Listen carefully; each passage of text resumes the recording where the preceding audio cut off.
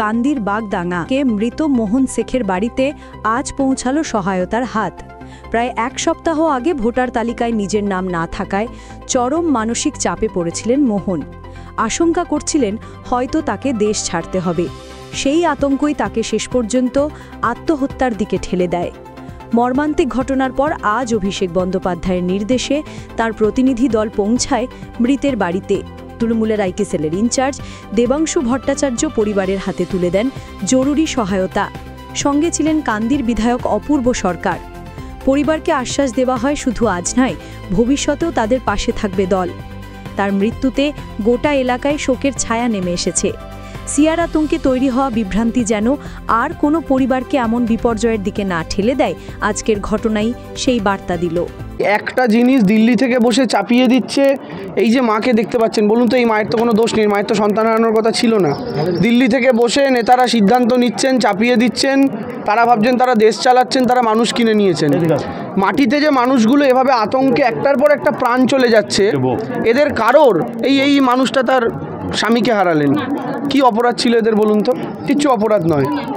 এদেরকে এই যে মানুষটা চলে গেলেন তিনি শুধুমাত্র এই এসআইআরের আতঙ্কে, এমনকি বাড়িতেও তিনি এই জিনিসটা করতে পারেননি। এখান থেকে দূরে গিয়ে তারপরে বিষ খেয়েছেন, তারপরে তাকে ফাইনালি আর বাঁচানো যায়নি।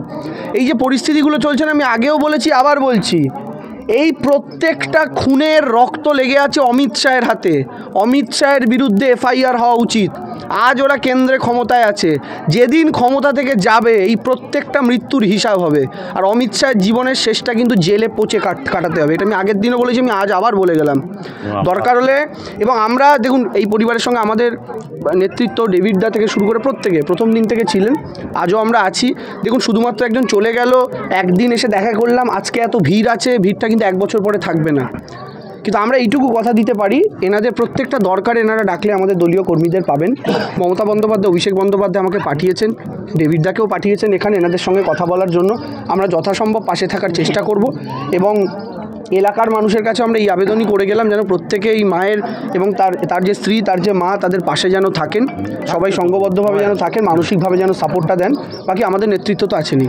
দাদা, মুর্শিদাবাদের মৃত্যুর সংখ্যা 3, এটা নিয়ে কি বার্তা দেবেন? আরও তো মানুষ আতঙ্কে আছেন অনেকে। না, আমি ওটাই বলছি, যারা আতঙ্কে আছেন, আমি বলছি কেন্দ্র থেকে কি নির্দেশ দিচ্ছে তার উপরে ভিত্তি করে কেউ দয়া করে আতঙ্কগ্রস্ত হবেন না, নিজেদের প্রাণ দেবেন না।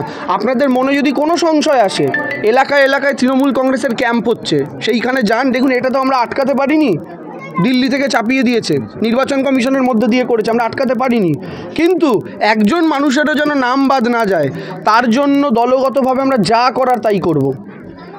যত রকমভাবে পাশে দাঁড়ানো যায়, আইনি উপায় থেকে শুরু করে সর্বতভাবে। তাই কারোর যদি কোথাও কেউ আতঙ্কগ্রস্ত থাকেন, যার পরিবারের লোকও বুঝতে পারছেন তার বাড়ির লোক কেউ আতঙ্কগ্রস্ত, দয়া করে তাকে নিয়ে আমাদের দলীয় যে নেতৃত্ব, আমাদের পার্টির যে ক্যাম্প এলাকায়, সেখানে গিয়ে বসান, সেখানে গিয়ে কথা বলান। একজন মানুষও, হ্যাঁ, কাউন্সিলর, চেয়ারম্যান প্রত্যেকে রয়েছেন, প্রত্যেকটা বুথে আমাদের যে প্রোগ্রাম হচ্ছে, কেউ দয়া করে এই আতঙ্কে নিজের প্রাণ দেবেন না। একটা জিনিস জানবেন, প্রাণ দিয়ে দিলেন মানে কিন্তু চলে গেল। যুদ্ধ করে নিজের অধিকারটা ছিনিয়ে নিতে হবে, যুদ্ধ করে আপনারা এই মাটিতে জন্মেছেন, আপনারা এই মাটির লোক। কে দিল্লি থেকে বলে দিচ্ছে আপনি এই মাটির নাকি আপনি অনুপ্রবেশকারী, আপনি ভয় পাবেন কেন? দেশ স্বাধীন আপনারা করেছেন, বাংলা ভাষায় কথা বলা মানুষগুলো দেশ স্বাধীন করেছে, ওরা গুজরাটে বসে দেশ স্বাধীন করেনি। যে দেশ স্বাধীন আপনারা, আপনাদের পূর্বপুরুষরা রক্ত দিয়েছে, সেই রক্তের বিনিময়ে স্বাধীন হওয়া দেশের ওপর বসে মোদি অমিত শাহকে পা দোলাচ্ছে। তাই এই মাটির ওপর সবার প্রথম অধিকার আপনাদের। তাই ওদের কোনো কথায় আতঙ্কগ্রস্ত হবেন না, ওদের কোনো কথায় চিন্তা করবেন না।